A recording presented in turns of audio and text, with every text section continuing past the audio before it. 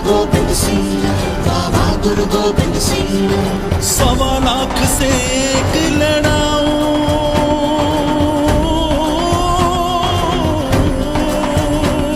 बहादुर गोविंद सिंह। 1.25 लाख से एक लड़ाऊं, तबे गोविंद सिंह नाम कहा। बहादुर गोविंद सिंह, बहादुर गोविंद सिंह, बहादुर गोविंद सिंह।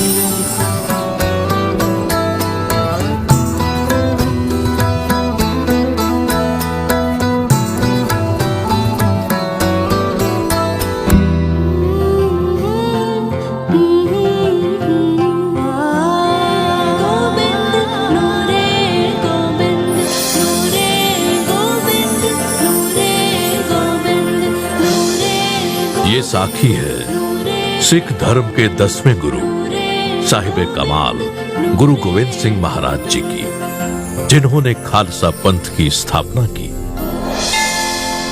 पंडित शिवचंद पटना शहर के विख्यात पंडितों में से एक थे। रोज सुबह गंगा स्नान करने के बाद वो घंटों ध्यान लगाकर भगवान राम का सिमरन किया करते थे। उन्हें अपनी भक्ति पर बहुत विश्वास था और उन्हें लगता था कि एक न एक दिन प्रभु राम उन्हें जरूर दर्शन देंगे। इसी विश्वास के साथ तपस्या करते करते पंडित शिवचंद की आधी से ज्यादा उम्र निकल चुकी थी, पर उन्हें प्रभु दर्शन प्राप्त नहीं हुए थे। इसी बात से पंडित शिवचंद अक्सर दुखी रहते थे। एक दिन पंडित शिवचंद गंगा किनारे जब इन्हीं विचारों में खोए हुए अपनी समाधि में लीन थे, तभी बाल गोविंद अपने मित्रों के संग आए और पंडित जी के कान में बोले, पंडित जी,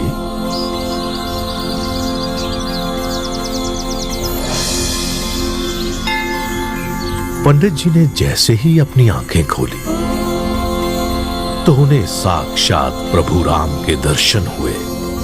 पंडित जी ने अपना शीश गुरु जी के चरणों में नतमस्तक किया और अपने आप को उनके प्रति समर्पित कर दिया।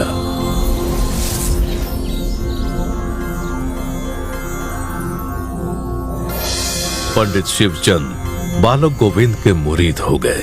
पंडित जी जब भी ध्यान में जाते, गुरु गोविंद सिंह जी का अलौकिक चेहरा उनकी आंखों के सामने आ जाता। आज गंगा के उस घाट को गोविंद घाट के नाम से जाना जाता है।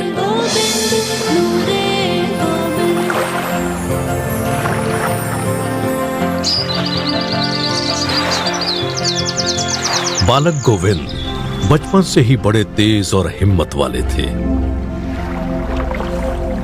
5 वर्ष की आयु में उन्होंने तैरने में महारत हासिल कर ली थी।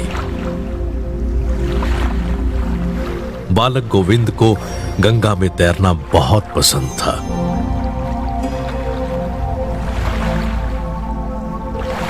पंडित शिवचंद अक्सर उन्हें संभल कर तैरने को कहा करते थे, पर बालक गोविंद निडर होकर तेज लहरों और गहरे पानी का सामना करते हुए तैरने का आनंद लिया करते थे।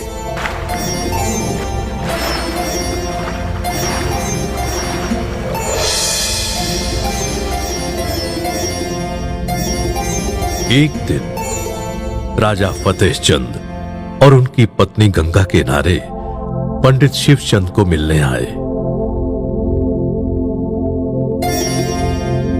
राजा के पास दुनिया के सभी सुख साधन थे, परंतु वो औलाद के सुख से वंचित थे। राजा और रानी ने पंडित जी से औलाद के लिए प्रभु से दुआ मांगने को कहा।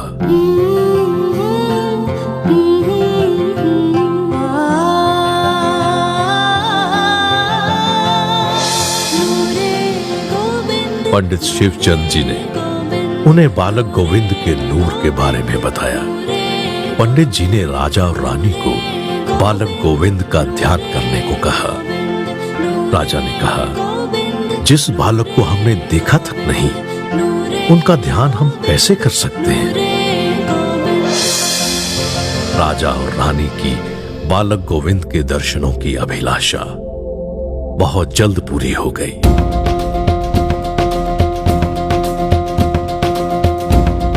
एक दिन बालक गोविंद अपने मित्रों के साथ राजा फतेह चंद के घर बिना बताए पहुंच गए।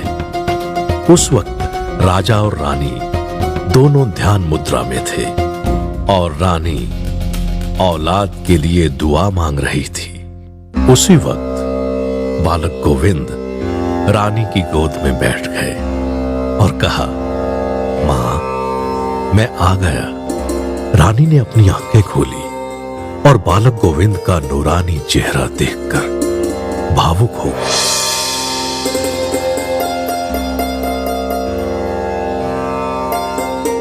बालक गोविंद ने रानी से कहा, मां, हमें भूख लगी है, हमें कुछ खाने को दे।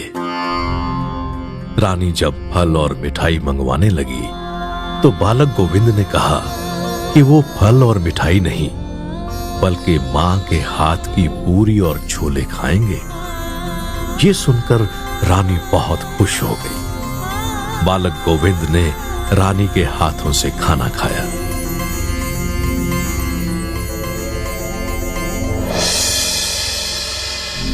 रानी को उस वक्त ऐसा महसूस हुआ मानो गुरुजी उनको औलाद का आशीर्वाद दे रहे हों। नूरे गोविंद, नूरे गोविंद, नूरे गोविंद, नूरे गोविंद।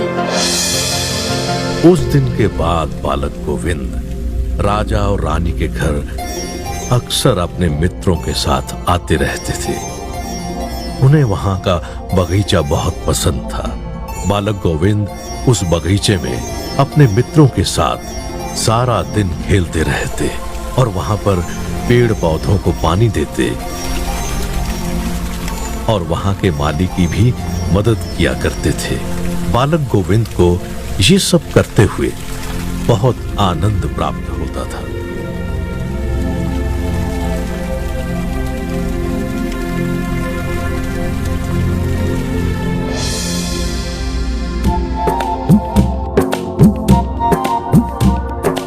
बहुत जल्द गुरु के आशीर्वाद से राजा फतेह चंद मैनी और रानी के घर खुशियों की लहर दौड़ उठी। उनकी बरसों की मुराद पूरी हो गई और उनके घर एक सुंदर और स्वस्थ पुत्र ने जन्म लिया। जब बालक गोविंद पटना छोड़कर आनंदपुर साहिब जा रहे थे तब राजा ने अपने उसी घर को गुरुद्वारा बना दिया। आज उस गुरुद्वारे को मैनी संगत के नाम से जाना जाता है और आज भी वहां पूरी छोले का प्रसाद दिया जाता है।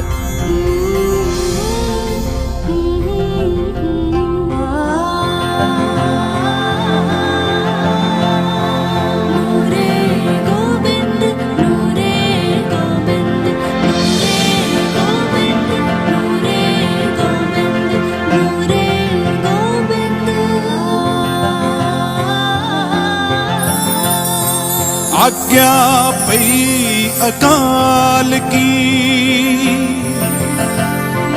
आज्ञा पई अकाल की, तबे चलायो पंथ।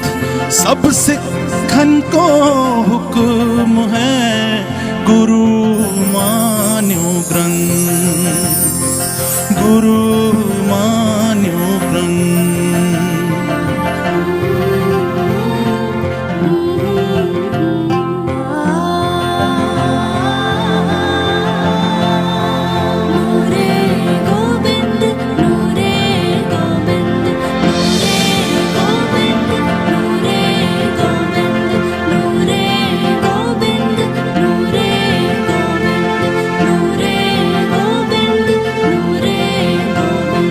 पर्यटन विभाग बिहार श्री गुरु गोविंद सिंह महाराज जी के 350वें प्रकाश पर्व पर आपका हार्दिक स्वागत करता है।